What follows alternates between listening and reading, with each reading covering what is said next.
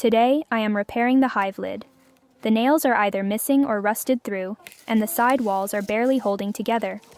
On one of the sides of the lid, where the wood has rotted away, a mouseproof net was previously installed. On the other side of the lid, mold has begun to appear, and here, where the metal was previously missing, the wooden boards of the lid have begun to rot due to moisture penetration. On other lids, the metal is usually bent inward and completely covers the top boards. I started by cleaning the sidewall from green lichens that covered the wood due to high humidity in certain seasons of the year. After cleaning, she pulled out the rusty nails from the side walls of the lid. Some of them had been badly corroded over the years of using the hive. I decided to remove the netting, as it interferes with the work with the hive rather than helps. I will first remove it with my hands and then use pliers. It's good that the net is attached to the tree with brackets.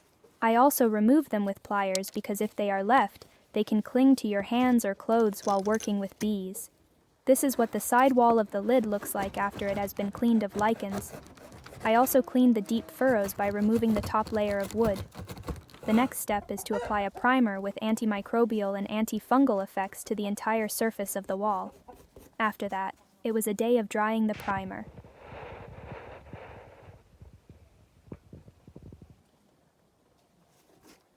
The next day, after the first layer has dried, I dilute the paint that I will apply with the next coat.